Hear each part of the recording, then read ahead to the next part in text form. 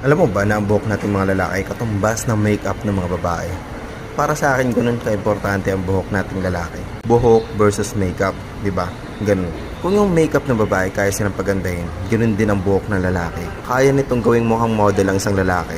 Basta't bumagay sa kanyang hairstyle niya. Naalala ko dati nung high school kami, uso ang emo. Kahit hindi bagay sa akin, sinusubukan ko yung ganung hairstyle. Nauso nga din yung parang shoko yung buhok eh. Syempre, sunod din ako sa uso. Pero pagdating ko ng college, nawalan ako ng pake sa buhok ko. Gusto ko yung bagsak na yung buhok ko, yung magulo yung buhok. Alam mo yun, yung parang sa anime, na kahit magulo yung buhok, okay pa din tingnan. Minsan, sa isang side lang yung buhok ko, yung ganun. Pansin ko maraming lalaki yung gusto yung ganong hairstyle. Kasi kakapanood ng anime. Yung low maintenance lang yung buhok. Kunting kamay-kamay lang, paghahawi ng buhok, okay na, pogi na agad. At isa ako sa nahilig sa ganung style. Yung hawi-hawi lang ng kamay, ang buhok, okay na agad, pogi na.